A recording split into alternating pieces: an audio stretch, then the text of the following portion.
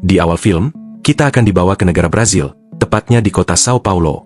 Di sebuah dojo kendo, memperlihatkan guru dan murid yang sedang berlatih keras. Setelah selesai latihan, si murid pun membuka topengnya dan ternyata ia merupakan seorang wanita bernama Akemi. Kemudian Akemi bercerita kepada sang guru kalau ia masih belum bisa menerima kematian kakeknya yang baru meninggal 1 bulan yang lalu.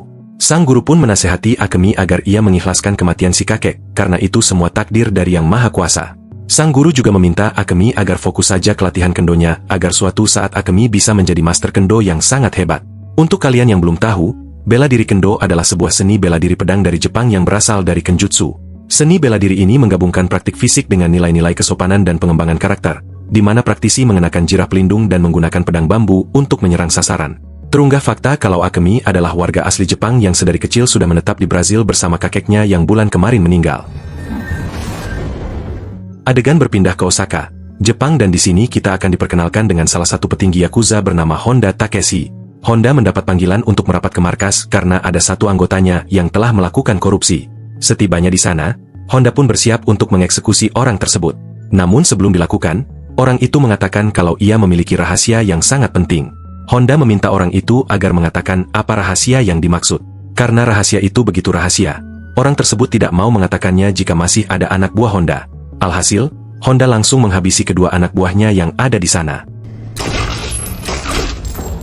Selanjutnya, barulah orang itu mengatakan kalau rahasianya adalah tentang Putri Hiroshima, sang mantan ketua Yakuza yang dulu dibantai ternyata masih hidup dan tinggal di negara Brazil.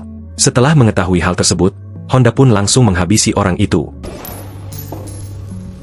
Sebelum lanjut, kita akan dibawa ke kejadian 20 tahun sebelumnya. Kala itu, terlihat Hiroshima, sang ketua Yakuza, dan semua anggota keluarganya sedang melakukan foto bersama. Setelah merayakan pesta ulang tahun putri mereka yang kedua tahun, tiba-tiba mereka semua dibantai oleh sekelompok orang yang tak dikenal. Namun tanpa disadari, putri Hiroshima yang berusia 2 tahun berhasil diselamatkan lalu dibawa pergi entah oleh siapa. Pembantaian itu dilakukan oleh wakil Hiroshima sendiri. Hingga sampai sekarang, si pengkhianat itulah yang menjabat sebagai ketua Yakuza baru, sementara salah satu anak buahnya adalah Honda. Kemudian Honda pergi ke markas besar untuk bertemu dengan pemimpin tertinggi Yakuza. Ini dia, si ketua Yakuza generasi baru yang dulu mengkhianati Hiroshima dengan membantai keluarganya. Kedatangan Honda ke sana untuk memberi laporan kalau putri Hiroshima dikabarkan masih hidup dan tinggal di negara Brazil. Mendengar hal tersebut, si ketua Yakuza menjawab kalau ia sudah mengetahuinya. Bahkan 1 bulan lalu dirinya telah mengirim seorang pembunuh bayaran untuk menghabisi putri Hiroshima. Namun misi itu sepertinya belum berhasil, hingga si ketua Yakuza akan menugaskan Honda dan satu tangan kanannya pergi ke Brazil. Honda dan si tangan kanan langsung siap melakukan misi tersebut. Tapi si tangan kanan tampak tidak menyukai Honda sampai mereka beradu tatapan tajam. Adegan kembali ke kota Sao Paulo, Brazil, yang mana di sini kita akan diperkenalkan dengan seorang pria bernama Alex. Malam itu terlihat Alex yang sedang kebingungan dan berjalan sendiri di tengah keramaian. Kemudian Alex pergi ke tempat sepi lalu ia pun membuka satu persatu perban yang ada di wajahnya. Terungkap fakta kalau Alex ini baru kabur dari rumah sakit setelah 2 minggu mengalami koma.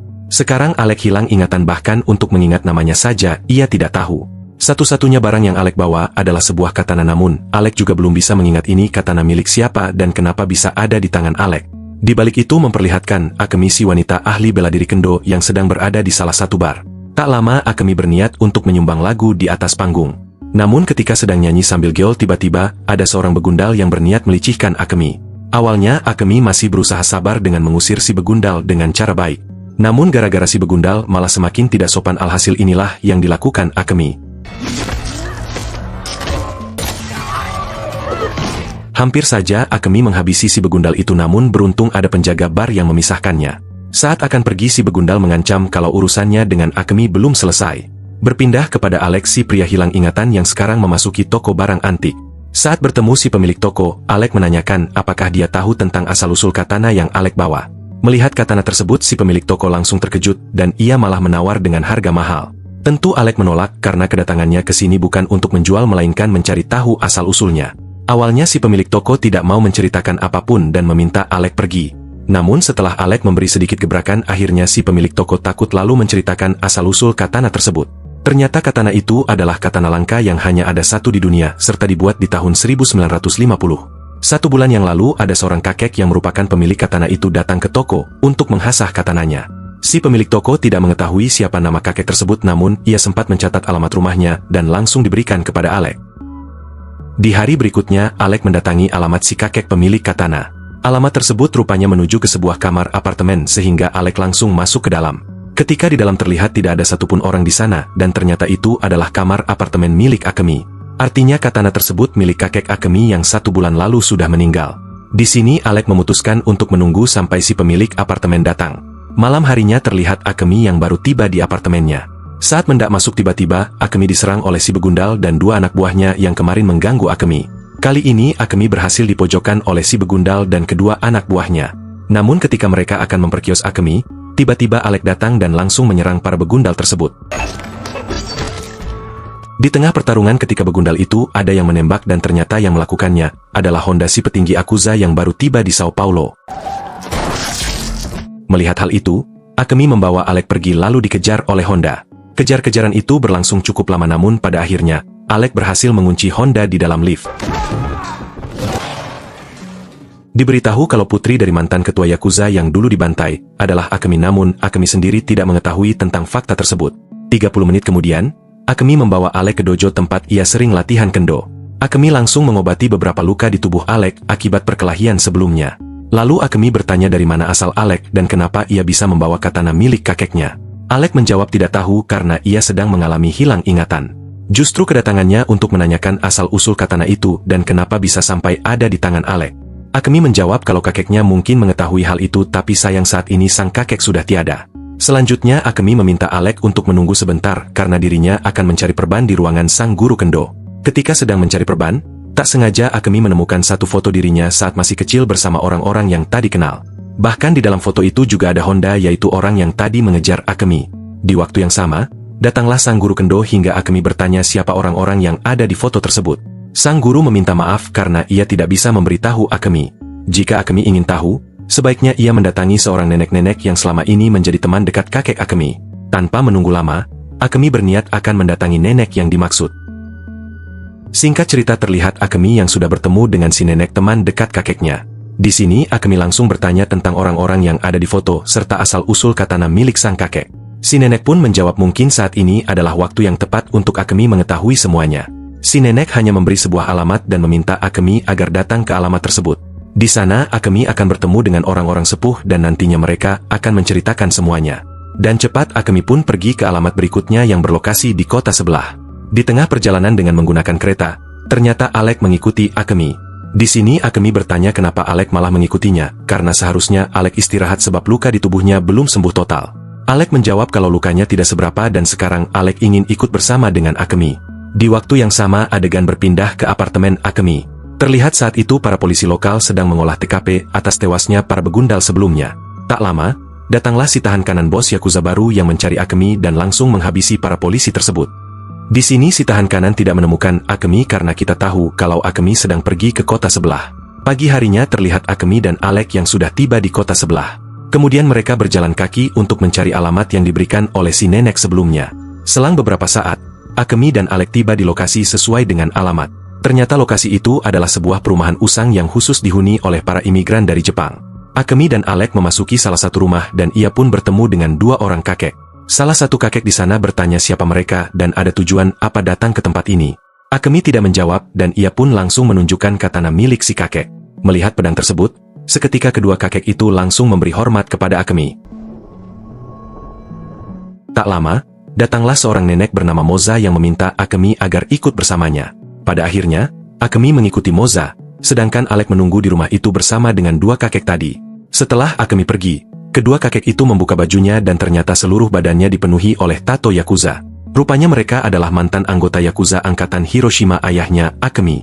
Namun semenjak Hiroshima dibantai dan digulingkan, sebagian anak buahnya yang setia pindah ke Brazil dan tinggal di komplek tersebut. Di sisi lain, Akemi dibawa oleh Moza untuk bertemu dengan suaminya. Di sini Akemi langsung saja menunjukkan foto dirinya bersama orang-orang yang tidak ia kenal. Akemi juga menjelaskan kalau ada satu orang dari foto itu yang kemarin sempat mengejarnya. Suami Moza menjawab kalau mereka adalah keluarga Akemi. Sedangkan untuk orang yang mengejar itu adalah Honda yang merupakan mantan anak buah dari ayah Akemi. Lalu teruntuk katana yang dibawanya itu adalah katana milik mendiang ayah Akemi yang hanya ada satu di dunia. Suami Moza berjanji akan menceritakan siapa keluarga Akemi sebenarnya namun tidak sekarang. Selanjutnya suami Moza meminta Akemi untuk beristirahat dulu dan ia akan lanjut menceritakannya lagi pada nanti malam. Setelah Akemi dibawa masuk ke dalam kamar, diam-diam Moza menghubungi Honda lalu memberitahu kalau Akemi ada di sini. Di tempat lain memperlihatkan kedua kakek tadi yang sengaja mencekoki Alec dengan minuman. Setelah Alec tak sadarkan diri, kedua kakek itu langsung mengurung Alec di salah satu kamar. Kemudian salah satu dari mereka mendatangi suami Moza untuk memberitahu kalau Alec sudah tak sadarkan diri dan tinggal mereka habisi. Suami Moza mengatakan kalau sebaiknya mereka menunggu dulu Honda. Beberapa jam kemudian, tepatnya di tengah malam, Moza mendatangi Akemi lalu memintanya agar ikut dengannya. Moza membawa Akemi ke kuburan dan ternyata kakek Akemi dimakamkan di situ. Moza menyuruh Akemi untuk mendekati kuburan kakeknya lalu mencari surat wasiat yang ada di balik batu nisan. Tak berselang lama, Akemi berhasil menemukan surat wasiat itu. Ketika dibuka, surat wasiat tersebut bertuliskan kalau selama ini Akemi bukanlah cucu asli dari sang kakek. Akemi adalah putri satu-satunya dari Hiroshima, sang ketua Yakuza yang dulu dibantai oleh wakilnya sendiri bernama Baron. Semua orang yang ada di foto telah tewas kecuali Akemi dan Honda. Di waktu yang sama, datanglah seseorang ke kuburan itu hingga Akemi langsung bersiap dengan mengeluarkan katananya. Ternyata orang yang datang adalah Honda dan di sini Honda bersumpah kalau dirinya bukanlah musuh. Intinya, Honda adalah anak buah setia ayah Akemi yang sekarang sedang menyamar menjadi anak buahnya Baron. Lalu Honda berjanji akan menceritakan lebih jelas namun tidak sekarang. Tak lama, datanglah tangan kanan Baron dan puluhan anak buahnya. Hingga mau tidak mau Akemi dan Honda harus melawan mereka semua hingga terjadilah pertempuran. Di tempat lain, tampak Alec yang baru sadarkan diri setelah dicekoki miras oleh kedua kakek sebelumnya. Alec pun segera pergi keluar dan ia melihat banyak sekali orang Jepang anak buah Baron. Bahkan kedua kakek tadi dan Moza kini dihabisi oleh mereka. Dan cepat Alec berusaha pergi dari tempat itu. Lalu di waktu yang sama, terlihat tangan kanan Baron yang tengah menghabisi suami Moza. Kembali kepada Akemi dan Honda yang memilih untuk kabur karena musuhnya terlalu banyak. Namun saat mendak menaiki mobil, tiba-tiba ada dua anak buah Baron yang menembak ke arah mobil. Beruntung kedua anak buah Baron itu berhasil dihabisi oleh Alec yang baru tiba di sana. Honda dan Akemi langsung masuk ke dalam mobil lalu tancap gas tanpa membawa Alec. Tentu Akemi bertanya kenapa Honda tidak membawa Alec padahal dia sudah banyak membantu. Honda mengatakan kalau Alec adalah pembunuh bayaran yang dikirim Baron untuk menghabisi Akemi. Pagi harinya, Akemi dan Honda tiba di sebuah tempat yang sepi. Di sini Honda memilih untuk beristirahat dulu karena dari semalam mereka belum menepi. Setelah itu, barulah Honda menjelaskan semuanya tentang asal-usul keluarga Akemi. Ayah Akemi adalah seorang ketua Yakuza terhormat bernama Hiroshima. Namun di suatu waktu, Hiroshima dikhianati oleh wakilnya sendiri yang bernama Baron. Semua keluarga Akemi dibantai oleh Baron dan hanya menyisakan Akemi seorang. Lalu Akemi dititipkan kepada sang kakek yang selama ini merawatnya di negara Brazil. Sayang sekali, 1 bulan yang lalu informasi tentang Akemi yang masih hidup bocor ke telinga Baron. Hingga Baron mengutus seorang pembunuh bayaran yaitu Alec. Alec yang ingin menghabisi Akemi tentu harus berhadapan dulu dengan sang kakek. Hingga pada akhirnya sang kakek tewas dalam pertempuran sedangkan Alec mengalami hilang ingatan. Setelah menjelaskan semuanya, Honda mengajak Akemi untuk kembali ke kota Sao Paulo. Setibanya di kota Sao Paulo, Honda menjelaskan kalau rencananya ia akan membawa Akemi Kosaka ke Jepang.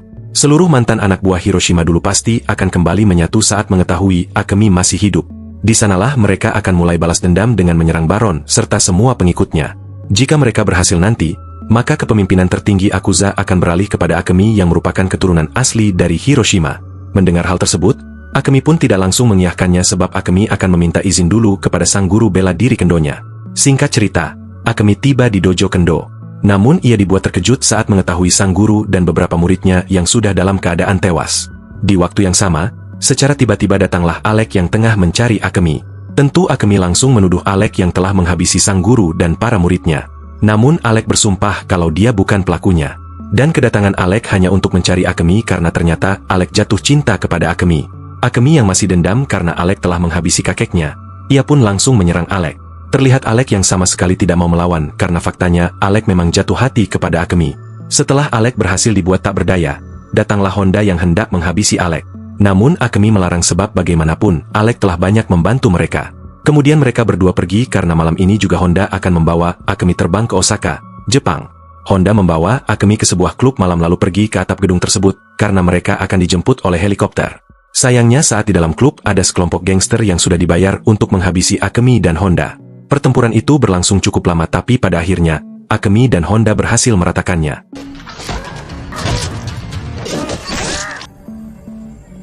Kemudian mereka berdua lanjut naik ke atap gedung untuk menunggu jemputan helikopter. Setibanya di atap, rupanya di sana sudah ada tangan kanan Baron serta kedua anak buahnya.